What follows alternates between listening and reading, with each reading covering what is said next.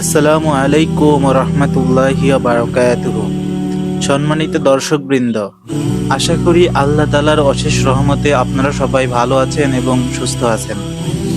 গত এপিসোডে আমরা আলোচনা করেছিলাম হযরত আবু বকর রাদিয়াল্লাহু তাআলা আনহু এর দানশীলতা এবং হিজরত সম্পর্কে। আজকে আমরা আলোচনা করতে চলেছি হযরত আবু বকর রাদিয়াল্লাহু তাআলা আনহু এর খিলাফত লাভ সম্পর্কে।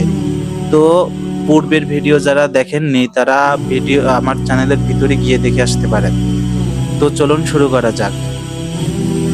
বিদায় হজ থেকে ফিরে আসার পর রাসূল সাল্লাল্লাহু আলাইহি ওয়াসাল্লাম 10ম হিজরির বাকি দিনগুলো এবং 11 হিজরির মুহররম ও সফর মাস মদিনায় অবস্থান করেন। তারপর তিনি অসুস্থ হয়ে পড়েন। তার অসুস্থতা তীব্র হয়ে উঠল। নামাজের সময় হলো, বেলাল আজান দিলেন। রাসূল সাল্লাল্লাহু আলাইহি ওয়াসাল্লাম বললেন, তোমরা আবু বকরকে বলো নামাজ পড়াতে। তখন বলা হলো, আবু বকর তো অধিক নরম দিলের মানুষ, তিনি আপনার স্থানে দাঁড়ালে কেঁদে ফেলবেন এবং কেরাত পড়তে পারবেন না। রাসূল সাল্লাল্লাহু আলাইহি ওয়াসাল্লাম পুনরায় নির্দেশ দিলেন। আবারও একই জবাব দেওয়া হলো। তৃতীয়বার রাসূল সাল্লাল্লাহু আলাইহি ওয়াসাল্লাম বললেন, তোমরা তো নবী ইউসুফের সঙ্গীদের মতো, আবু বকরকে বলো তিনি যেন নামাজ পড়ান। তারপর সোমবার দিন রাসূল সাল্লাল্লাহু আলাইহি ওয়াসাল্লাম ইন্তেকাল করলেন। হযরত আনাস বলেন, যেদিন রাসূল সাল্লাল্লাহু আলাইহি ওয়াসাল্লাম মদিনায় এসেছিলেন সবকিছু আলোকিত হয়েছিল, আর যেদিন তিনি মৃত্যুবরণ করেন তখন সবকিছু অন্ধকারে ছেয়ে যায়।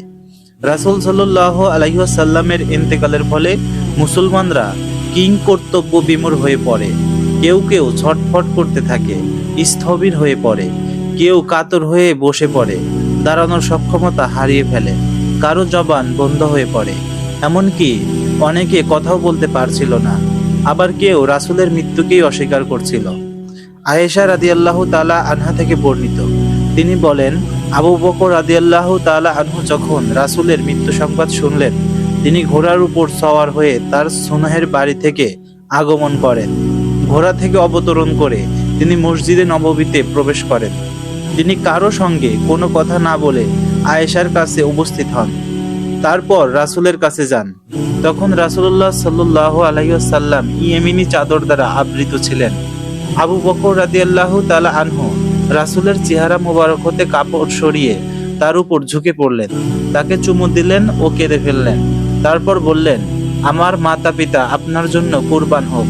আল্লাহর শপথ, আল্লাহ তো আপনাকে দুবার মৃত্যু দেবেন না। যে মৃত্যু আপনার জন্য নির্ধারিত ছিল সেই মৃত্যু আপনি গ্রহণ করে নিলেন। তারপর তিনি বের হলেন ও উমর রাদিয়াল্লাহু তাআলা আনহু তখন কথা বলছিলেন।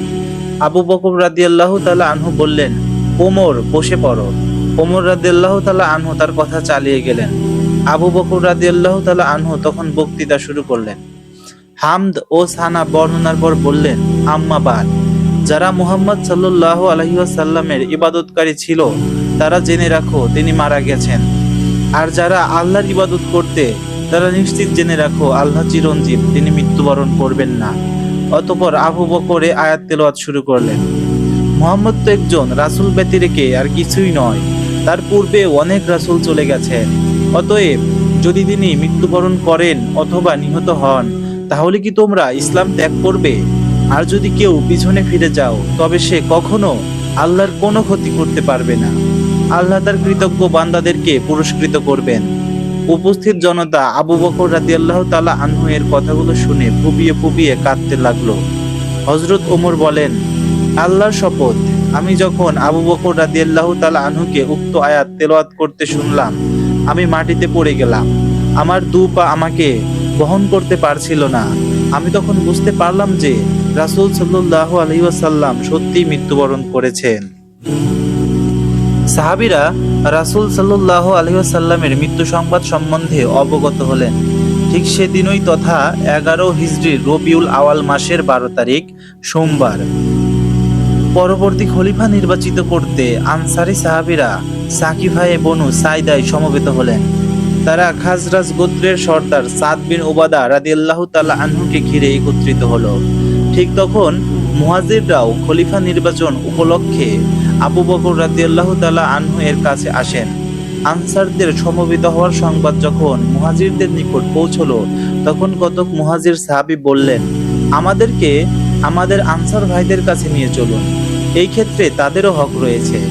হযরত ওমর বলেন, আমরা আনসারদের উদ্দেশ্যে রওনা হলাম। প্রতিমধ্যে দুজন নেককার লোকের সাথে সাক্ষাৎ হয়।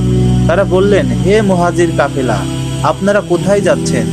আমরা বললাম, আমরা আনসার ভাইদের কাছে যাচ্ছি।